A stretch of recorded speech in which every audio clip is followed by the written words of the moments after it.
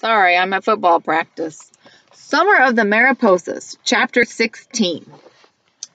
Except it is part 3 of the book, The Return. How my sisters and I were trapped in Mexico, but with the aid of the ear pendant, we were transported across the border and we were taken home by the FBI. How we encountered, rejected, and sent Papa away, and how we eventually gained happiness with Mama. Chapter 16. The Cactus. Oh, what a regal cactus, crowned with purple, prickly pears. Shortly after breakfast, the next morning, we stuffed our belongings into our backpacks and headed home. Abuelita Remedios was sitting at the table drinking coffee when we went into the kitchen. Sitting next to her hand on the table was a small pile of tiny, homemade envelopes. She took them and placed them in my hand when I sat next to her. Something to get you started, she said, closing my hand over them. What are they? I took the sealed rectangles and turned them over to read the hand-printed labels. Semillitas, from my garden to yours, Abuelita said. I looked through the assortment of seed packets she had put together for me and almost burst into tears. I'm going to miss you, Abuelita Remedios. Me too, my grandmother said, pulling me close for a hug. I'm going to miss you too, Delia chimed in. Abuelita, let me go long enough to hug Delia. I put the seed packets in the left pocket of my shorts and wiped my eyes. I wish we could have stayed longer. Our grandmother pulled a handkerchief out of her dress pocket and dabbed at her eyes. I know. Me too. Don't be sad, Abuelita. Peta squeezed in with us and put her arms around our grandmother's neck. We love you. You're the bestest grandma ever. You are Abuelita. That's why we love you so much. Delia let out a disgusted groan and rolled her eyes. She looked down at Peta and declared, You're such a kiss-up. Abuelita smiled. Oh, I know you love me, Peta, just like I know you love your mother. That's why it's important you get back there. She is going through a very difficult time right now. She needs you as much as you need her. She patted our cheeks, kissed our forehead, and caressed our hair before she continued. Besides, now that you know where I live, you can start visiting me more often. Only maybe you can drive with your mama next time. You and your mama are welcome to come stay with me whenever you want for as long as you want, especially at Christmas time. Oh, yes, we'll bring presents and eat tamales and stay up every night, exclaimed Peta, not at all sounding like a kiss-up, but like her true, generous self, the Peta that Mama knows and loves and babies more than the rest of us. That sounds like a plan, Abuelita Remedios said, hugging each of us in turn. We'll do that then, every Christmas, every holiday, but especially in the summertime. I hated to break up this moment, but it was getting late. We should get going, I whispered. Immediately after breakfast, Abuelita drove us in an old four-door ranch truck. She hadn't driven in almost 10 years, she said. Mostly she kept the vehicle for emergencies. Everything that needed to be driven to and from the hacienda was taken care of by either Roberto or his son, Arturo, who loved to go into town. But today she decided to drive us to the border herself because there was only room in the pickup for 6 people. Her driving was a little rusty, which made for an interesting ride. Sometimes she'd veer out of her lane for a second or slow down so much she'd be driving way below the speed limit. But all in all, I felt confident in her ability to get us to the frontera safely. During the ride, the girls were somber, almost distant, but Abuelita Remedios was full of spunk. She talked all the way up Highway 57, giving us advice about how to handle questions we might encounter about our adventures in Mexico. She didn't believe in lying, was against it in fact, but she also didn't feel we should go around telling people things that would make them think we were fibbing. Nowadays, people are too cynical and don't believe in magic anymore. Abuelita Remedios said as she drove us down the road. Best to keep all those supernatural experiences to yourself. No use trying to convince people of things they can't understand, much less believe. It was good advice, and we all agreed Mama would be the only one who would ever believe us, because to be honest, if I hadn't lived it myself, I wouldn't have believed it either. Halfway up to the border, Abuelita stopped to buy us new outfits before we drove on.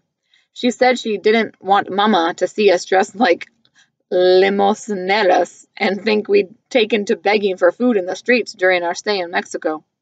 We slipped into our new clothes in the dressing room of a quiet little dress shop on the outskirts of Monclova. Peta was especially joyful to be wearing a new dress, although she rejected the one with the silky red bow at the collar, saying she was too old to wear monos. We all smiled gratefully and thanked our grandmother when she pulled the tags off our new outfits, handed them to the sales lady, and said, They'll be wearing these out. After the morning shopping, Abuelita Remedios bought us some lunch. We stood on the sidewalk on Avienda 4 in Monclava, eating taquitos off an old vendor's cart, looking around the busy streets with their modern buildings. I thought Mama would be enamored of this place. Monclava looked as beautiful and as cultured as any large city in the United States. I relaxed and ate jicama, dusted with chili powder from a tall fruit cup, and told myself we could move here if Papa never came back and we lost the house. Soon after the bittersweet moment with our newfounded grandmother, we got back on Highway 57 north and drove straight through Sabinas and Nuevo Rosita. We stopped in Allende and for some aguas frescas at a puestito, but other than that, we stayed on the road.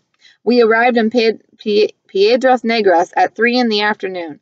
The sun cast golden rays lazily upon the quieting city from its low point in the sky.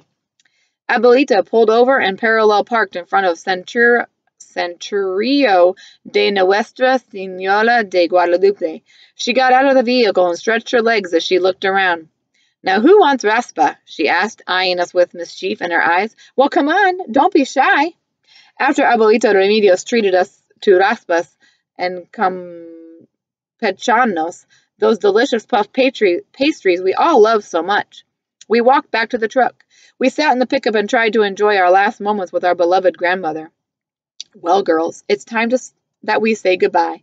I wish I had a green card or even a worker's visa, but I haven't had much need for those things, not with my own place to run. So this is as far as I can go with you. You'll have to take a taxi across here," Abuelita said, reaching into her purse and handing me a small wad of American bills. "Where are your papers?" "We'll have to show them to the driver." The question, like I hit to the temple, jostled something loose in my head, and suddenly my heart was in a panic. Papers? Wait a minute. Did any of you bring your birth certificates? I know I didn't. I'd run out of the house in such a panic to stop Juanita driving away that the thought never occurred to me. "Yeah," Juanita said. "I got all of them. They're in Vila's backpack." Vila put her hands on the bench seat beside Juanita and pulled herself forward in her seat. "No, they're not." "What do you mean? Where are they?" Abuelita asked, turning sideways to give Vila her full attention. Juanita stopped eating her raspa. "What are you talking about? I gave them to you. When you were getting ready, I sat them right there, on your dresser, next to your clothes." "Juanita," Vila whined, "I never saw them." "You mean you didn't bring them?" Juanita asked, putting a hand to her forehead and shaking her head in disbelief. "Oh my God, I cannot believe this." Vila slid back into her seat like a turtle trying to get back in its shell. "I'm sorry. We were so focused on leaving that I didn't even notice them." I picked Juanita's backpack up off the floorboard, unzipped it, and started pulling everything out of it. "Are you sure you didn't put them in here?" "I'm sure," Juanita said, pushing her hair out of her face in frustration. I unzipped every zipper and looked through every pocket of Juanita's backpack, making sure no documents were hidden there. "Delia, Peta, did you bring anything else? Your school IDs? Anything that might prove who we are? We say we are?" "School IDs aren't going to help us. You need state IDs or birth certificates to get across," Delia said. "And no, I didn't bring mine either." I dumped Juanita's backpack into the floorboard and sat with my back pressed against the truck's door, looking at Abuelita as I rubbed my forehead. Suddenly, I had a massive headache. "I can't believe this. After everything we've been through, now we can't go home?" "Now, hold on. Let's not get melodramatic," Abuelita said. She pointed behind me to the other side of the plaza. "All we have to do is go in there to the aduana offices and tell them everything. Well, not everything. Remember what we talked about. None of that magical, mystical stuff. We don't want to lose credibility. Anyway, they'll get in touch with the authorities on the other side and someone will get a hold of your mother. It will take some time, but they'll sort it out. It's in the best interest to get the matter resolved as soon as possible, especially with all the media attention you've been getting. So I'm sure you won't be waiting too long. You'll be home sometime tonight, I'm sure of it." Peta sat forward on her seat and poked her head over Abuelita to look at us. "Do you really mean tonight? Where would we wait while they cleared things up?" "Oh, I'm sure they have some kind of facility where you can wait," Abuelita began. "You mean like a detention center?" Delia's high-pitched voice echoed the horror in her wide eyes. "Oh, I'm not saying a detention facility on this side of the border," Delia said, shaking her head. "Cecilia said the police are corrupt, and you've heard the stories. People have to pay huge bribes just to see their family members when they're detained on the side of the border. Mama can't even afford to pay the phone bill. There's no way she'd have the money to get all 5 of us back." Not all rumors are true, Abuelita said, a frown marrying in her forehead. Not everyone is corrupt. Let me see that. Juanita reached back and pulled on Velia's backpack until Velia wiggled her shoulders out of the straps and handed her the bag. Frantic Juanita rummaged through Velia's bag like her life depended on it. Regardless, I didn't think we should take any chances by going to the authorities. Even if they were to do the right by us, the whole thing would create an international incident. The media would catch wind of it and things could really get out of control then. She had a point. It was really bad enough that we'd gotten all the media attention we'd gotten so far. The police couldn't let that kind of thing slide if a reporter were to wonder who was at fault and maybe call for someone's punishment. Child Protection Services would probably get involved, I said. Mama would definitely be in trouble then. Juanita pushed her fist into the empty backpack on her lap, which deflated as she leaned over like she was going to be sick. It's no use. They're not here. Wait a minute, I said. I opened the door to step out of the truck, looking up at the building we'd parked beside. I can't believe it. The answer has been sitting right here all along. What are you talking about? Abuelita asked, joining me on the sidewalk. The rest of the girls left the truck to cluster around us. Juanita followed my gaze and stared up at the Centurio. What's going on? This is it, the Virgin Sanctuary, her home, I said, taking in the beauty of the ancient cement building with its stained glass windows and tall central tower. So what are you saying? Velia asked. You think we should pray? I turned to Abuelita Remedios, put my arms around her, and squeezed her with all my might. Thank you, I said. You couldn't have brought us to a more ideal place. Ladies, we're going to do more than pray. We're going to go in there and ask for a miracle. A miracle? Peta straightened her clothes as she stared at the church. Yes. I let go of Abuelita and started off for the wooden doors of the Centurio. Come on, I have one more spin left. Inside the dark, empty church, I walked to the nearest pew, held onto the edge of the seat, dropped to one knee, and crossed myself. Then I turned left, intentionally, passing the replica of the body of Christ. I touched the glass of the ancient display case and said a brief, silent prayer as I continued to make my way to the altar of the Virgin de Guadalupe at the front of the church. Like little ducks, the girls mimicked my every move until we were all standing in front of the Virgin's altar, crossing ourselves, one right after another. Abuelita reached into her pocket, pulled out a worn leather coin purse, and deposited 6 coins into the slot of the metal box in front of the iron candle holder. Then she took a long wooden stick, borrowed flame from a burning wick, and lit a new candle. She passed the stick around, and we all took turns lighting our own candles. Ready? I whispered as I took Juanita's hand on one side and Abuelita's hand on the other. Get in close. I watched the rest of the girls take each other's hands until we were all standing in a semicircle, joined in prayer before the Virgin de Guadalupe, La Madre de Mexico, our Holy Mother, standing on bed of roses. Here we go, I whispered. Bow your heads and close your eyes. Everyone did as they were told. I let go of Abuelita's hands long enough to give the ear pendant a spirited flick. It spun to life, humming a joyous tune, as I took Abuelita's hand back in mine and started to pray out loud. Virgencita, Santa Holy Mother, we have done as you have asked. We delivered a man to his wife and children and tried our best to stay humble and kind, and gave mercy when it was asked of us. Aztec Queen, Tenantezan, Holy Mother of all mankind, lend us your magical assistance one last time. Please help us cross the Rio Grande. Deliver us home to our mama. At my words, the ear pendant whizzed and whirled like a top, sending thousands of tiny, exquisite vibrations to every nerve in my body. Then my body jolted and my eyes flew open as if I'd been suddenly awakened from a nightmare. Even as I blinked to focus in disbelief, I knew the vision before my eyes could not have been anything else but a dream. For we were all standing huddled together before a serene sky. A foggy mist swirled around us, and before us lay a moonlit path that led straight up to the stars. Peta opened her eyes and her mouth dropped. Whoa! What is in the... Velia began to say something, but she was so shocked by her surroundings she couldn't finish her thought. What is this? Velia asked. Some kind of hallucination? I put my foot in front of me, and I took a tentative step forward. My sisters moved around, prodding and testing the moonlit path for each footstep as they milled around. No, it's real, I said. Come on. This is going to make your sopapillas curl up. As if mesmerized by the sound of some celestial being softly beckoning to us, we followed the moonlit path to the heavens, silently walking on stardust and moonbeams until we reached the summit of a hill and stopped. A brilliant dawn broke through the morning dew, caressed every shadow, and lifted the fog to reveal a floor of white clouds dotting an azure sky.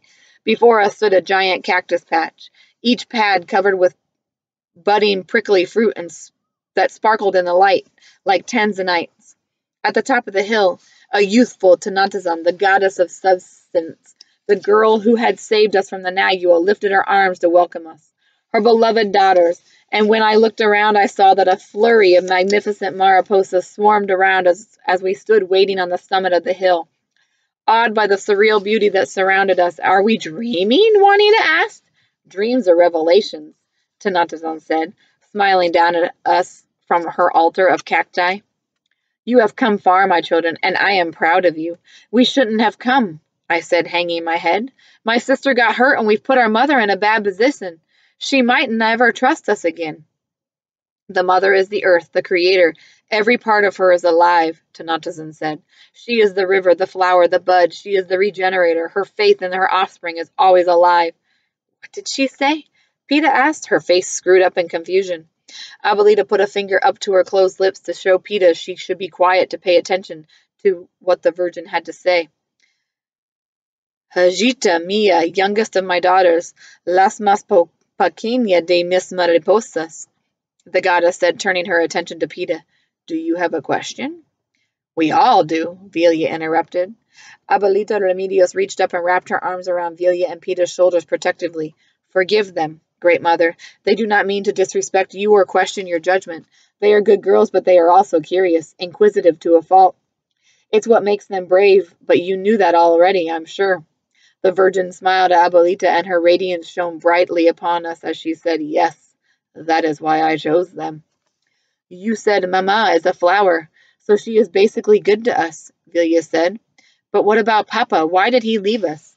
Delia, upon hearing her twin sister's questions, pushed her way to the forefront to stand between me and Abuelita.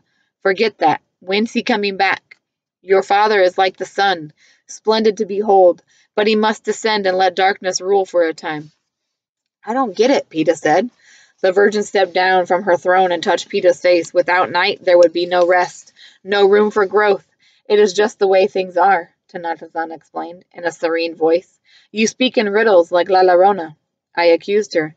"I don't get it. If dreams are supposed to reveal things to us, does that mean we're dreaming now? And if we are, then how come I'm more confused than I ever was?" "I know you don't understand what is happening with your family," Tanantazan said gently, "but you will. When the time comes, a new dawn is approaching, but you are very clever, very brave. You will not be blinded by his light." "So why did you set us on this path?" I asked. "What were we supposed to accomplish? Can you at least tell us that much?" "Oh, Delia, you are here because I needed your assistance," Tanantazan said, fixing me with her gentle gaze, "and you've been very helpful. You might not realize it, but you've learned many lessons along the way. But your mama? About life. However, there is one more thing you must do to complete your task. I need you to remind the mother that she is the flower, the bud, the giver of life. She needs to be honored with love and redemption." I let out an exasperated sigh. "Honored with love and redemption. How am I supposed to do that when I don't even understand what you are saying?" I didn't want to disrespect the Virgin, but then this explanation just left me more confused. Tanantazan placed her hands on my shoulder, and suddenly I wasn't so overwhelmed. Her gentle smile, her luminous eyes, her rose-scented perfume filled me with an inner calm, and I felt blessed. "Soon you will understand everything." Mesmerized by her glory, I reached out and touched the sleeve of the emerald gown. "Go on," the goddess said, extending her arm out to my sisters, who all touched the sleeve of her garment and oohed and awed when it came to life, glittering at their touch, infusing us with sunlight and warmth. "When your journey is over, everything will make sense and you will live joyful, productive lives. But first you must pick up the Rosa de Castilla," Tanantazan said, pointing behind me. I turned to follow her hand and saw the clouds lifting the earth rising up to meet us. Up and up it came until we were standing in our path in the woods by the Rio Grande. There at the bottom of the hill off the beaten path, amidst the cloud of glorious mariposas, a patch of rose bushes began to break through the ground, bursting to life one right after another, until the hill was covered in white rosebuds that bloomed in the morning light. Tanantazan began to walk towards the rose bushes. We followed her down the path, and as we did, I noticed her feet were bare, but she walked without regard to burrs or thorns. For as she stepped forth, the ground beneath her became carpeted with fluorescent rose petals. "They're beautiful," Juanita whispered as we came upon the cluster of blooming rose bushes. The Virgin reached over, plucked a perfect blossom from the bush, and handed it to me. I took it and instinctively brought it up to my nose. Its heady perfume overwhelmed my senses, and I felt dizzy for a moment. Give the roses to the mother, Tanantazan said. They will remind her of who she is, who we are, and what we are all meant to become. Roses, I said, trying to imprint her instructions into my mind. On the hill when we wake up. Okay, I can do that. They will bring light into her eyes, Tanantazan continued. They will transform her. The mother? Vilya asked. Is she talking about Mama? I think so, I said as Tanantazan turned away from us. We followed Tanantazan as she walked back up to the altar. She stood on the cacti, her feet unharmed by the prickly pears and thorns. So this is what it's all about? I asked as we stood before her. Again? Giving her flowers? She has earned them, Tanantazan said. Paid for them with tears of gold. Give her the roses and you will bring her back to life. If you do this, you and your sister will be blessed forever. You will look up at the sky, and now that you played your part in creating new life in our universe. But to end, you must begin. It is time for you to go. Pick the flowers, give them to the mother. I whispered to myself, and even as I said it over and over again, reminded myself of what had to be done. I wonder why Tanantazan kept referring to our mother as the mother.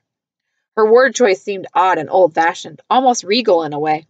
Ancient kings used to refer to themselves as we and us, so it was probably common for the ancient goddess Tanantazan, the holy mother of all mankind, to use the word the to refer to other mothers in her care. As I pondered this, the silhouette of the goddess began to change. The light that surrounded us faded into darkness, and Tanantazan slowly disappeared into the night. The stars began to shine all around us, and the path of stardust and moonbeams reappeared beneath our feet. We walked down the moonlit trail toward a dark and misty shore, a surreal place, a place somewhere between sleep and wakefulness.